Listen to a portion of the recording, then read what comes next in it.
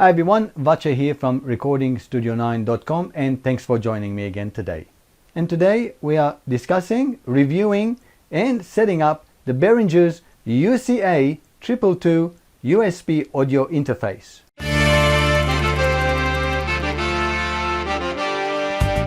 From my past videos, I have had few comments, emails, as well as online help with Skype, helping someone set up the UCA222 audio interface. So I thought maybe it's a good idea I'll make a video and show how we can actually use this device. Behringer packages the UCA222 audio interface with its podcasting studio package, which includes a mixer, the Xenix 502, as well as the UCA222, the XM 8500 microphone, the cable, a headphone and microphone stand, so a complete podcasting package as a deal.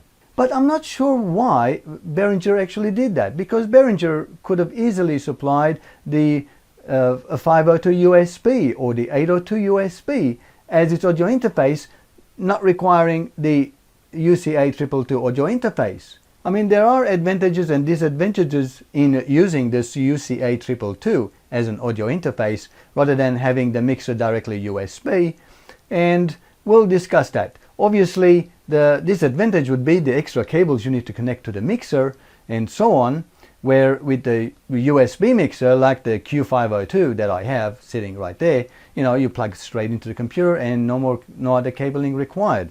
But there are other advantages that we gain by using UCA222. Now, for this demonstration purpose, I actually went ahead on eBay and purchased one because I don't need it. I never needed it for obvious reasons. But it was for $30, so I thought I'd buy it. Now, it came in a plastic package with nothing else other than this unit itself and the manual. There is no serial number behind it, so if this is a fake import, then my apologies, Behringer, but these ones are about $80, and I wasn't going to spend $80 buying a genuine one if this is non-genuine. I don't know. I've got no way of telling it.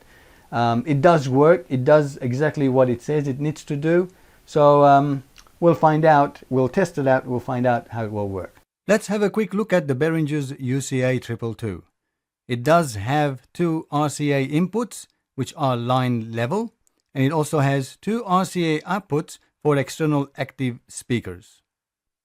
It does have a headphone output and a headphone volume control, and a USB plug so we can connect it to our computer. The UCA222 does not require any external power because it draws its power from the USB cable. One thing to remember that the UCA222 RCA inputs for recording are line level. That means we cannot connect microphones or high impedance instruments like guitars and bass guitars directly to it. We would require some sort of a mixer to bring the microphone or guitar signal level up to a line level that the UCA222 can expect. And what I have found, the difference between UCA202 and the UCA222, the only difference is the UCA222 has a delicious candy shell red color.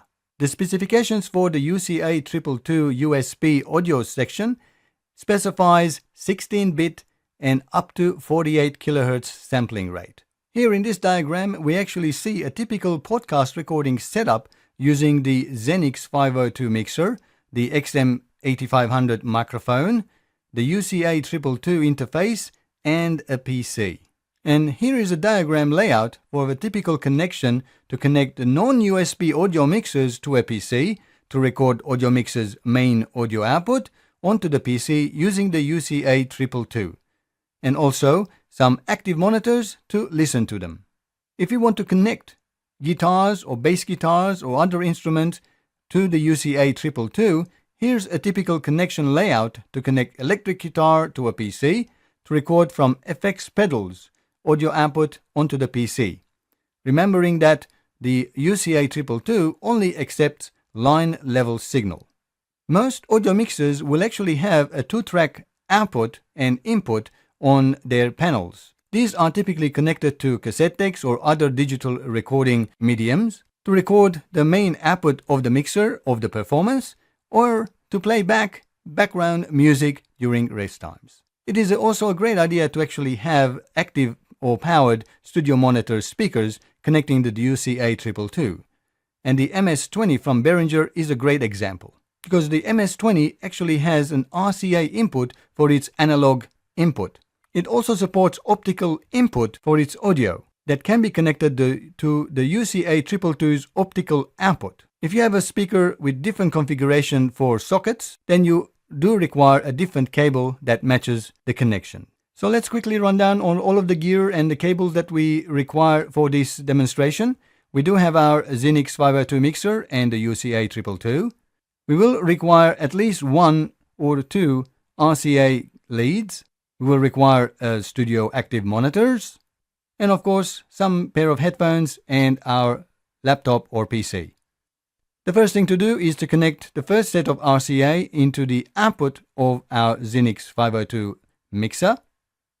And the other end of the RCA lead we connect to the input of the UCA222, making sure that we do connect the left and right red and white cables respectively.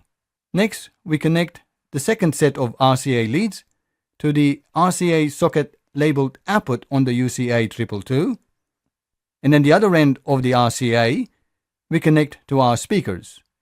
Of course, if you are using a different set of speakers with different set of sockets and cables, then go ahead and connect them respectively. Next, we can connect our headphone to the UCA222 headphone socket, and we can also go ahead and plug in our UCA222 into our laptop or PC.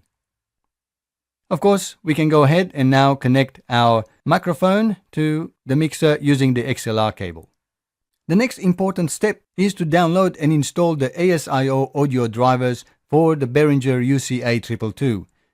You can visit the Behringer website to download it, or you can also go ahead and download and use the Asio for All driver by visiting www.asioforall.com. This ensures the best audio performance and low latency experience for all of our audio recording. And of course, we will need an audio recording software or DAW, and there are plenty free ones available. And here are some of them, like the PreSonus Studio One Prime, the Avid Pro Tools First, or Ohm Studio free, Traction T5, Magic Music Maker free, the LMMS and Audacity, and there are plenty more.